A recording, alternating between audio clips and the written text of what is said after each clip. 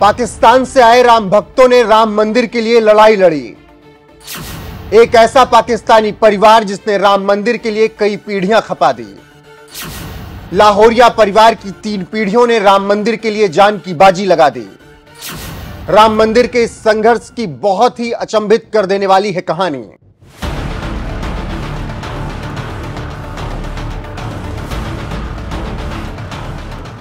नमस्कार, मैं हूं आपके साथ रोहित। आप देख रहे हैं एनएफ न्यूज। राम मंदिर बनकर तैयार है। रामलला के विराजमान होने की तारीख भी तय हो चुकी है और इसी दिन भगवान राम की प्राण प्रतिष्ठा का भी कार्यक्रम है। यह करोड़ों राम भक्तों के लिए बहुत बड़ा दिन है। ये उन कार सेवकों के लिए बहुत बड़ा दिन है जिन्होंने रामलला को भव्य राम मंदिर में विराजमान देखने के लिए न जाने क्या कुछ नहीं सहा। कितने लोगों ने तो अपने प्राणों की आहुति दे दी और ये लोग सिर्फ भारत के नहीं थे बल्कि अलग अलग देशों से राम भक्त राम मंदिर के लिए आंदोलन में साथ खड़े दिखाई दिए थे। इनमें पाकिस्तान से भी कुछ लोग आए थे, बल्कि हम तो कहेंगे कि एक परिवार आया था जिसकी 3 पीढ़ियों ने राम मंदिर के लिए संघर्ष किया। सुरेंद्र लाहौरिया, इनके भाई, इनके 2 चाचा, इनके पापा और इनके दादा। हो गई ना 3 पीढ़ियां। ये तीनों पीढ़ियां राम मंदिर आंदोलन की गवाह हैं और उस समय जो सुरेंद्र 20 साल के थे, उन्होंने ही राम मंदिर के लिए अपने और अपने परिवार के संघर्ष की कहानी सुनाई है।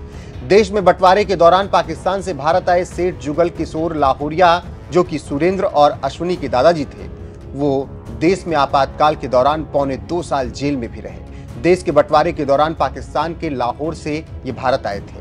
राम मंदिर आंदोलन में सेठ जुगल किशोर के बेटे मोहनलाल लाहौरिया, महेंद्र और मदन, मोहनलाल के 2 बेटे सुरेंद्र और अश्विनी सक्रिय थे। उस समय सुरेंद्र की उम्र 20 साल थी और अश्विनी उस वक्त करीब 16 साल के थे। आंदोलन के दौरान पीएम मोदी, अशोक सिंघल, प्रवीण तोगड़िया, साध्वी रितंभरा, मनोहर लाल आदि सभी प्रमुख नेता उनके घर आते रहे। उन दिनों नरेंद्र मोदी हरियाणा के प्रभारी थे। कहानी सुरेंद्र लाहौरिया ने सुनाई है अपनी 3 पीढ़ियों के राम मंदिर आंदोलन में शामिल होने की। बात 1990 की है। सुरेंद्र लाहौरिया बताते हैं कि 1990 में कार सेवा का आह्वान हुआ तो पिता मोहनलाल, दोनों चाचा महेंद्र और मदन के साथ पहचान छिपाकर अयोध्या पहुंचे थे। हनुमानगढ़ी में अशोक सिंघल का संबोधन चल रहा था। तेज बारिश थी। इसी दौरान हंगामा शुरू हुआ और पुलिस ने लाठीचार्ज कर दिया।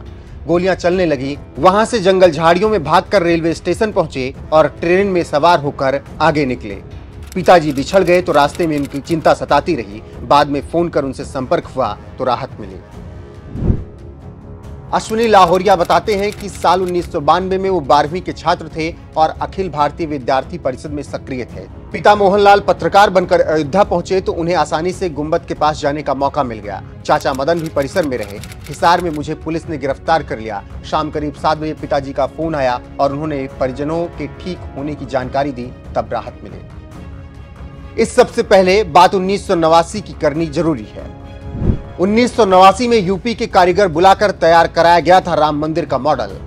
हिसार में जब राम मंदिर आंदोलन चल रहा था तो 1989 में मोहनलाल लाहौरिया ने उत्तर प्रदेश से कारीगर बुलाकर राम मंदिर का मॉडल तैयार कराया था।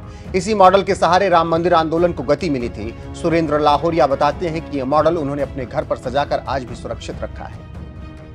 तो कुछ ऐसी कहानी है सुरेंद्र, अश्विनी और उनके पापा, चाचा और दादाजी। लाहौरिया परिवार की 3 पीढ़ियों को सोच के आज कितनी खुशी मिल रही होगी, जो राम मंदिर के लिए लंबे वक्त तक लड़ते रहे और उसके बाद अब इतने वर्षों बाद ये राम मंदिर का सपना उनका साकार हो रहा है। नरेंद्र मोदी के नेतृत्व में अयोध्या में रामलला का भव्य मंदिर बनकर तैयार है, जो न जाने कितने सैकड़ों कार सेवकों को सुकून दे रहा होगा, उनके मन को संतोष से भर दे रहा होगा। वैसे आप लाहौरिया परिवार की 3 पीढ़ियों की राम मंदिर की इस लड़ाई के बारे में क्या कुछ कहना चाहते हैं? कमेंट करके अपनी राय हमें जरूर बताएं।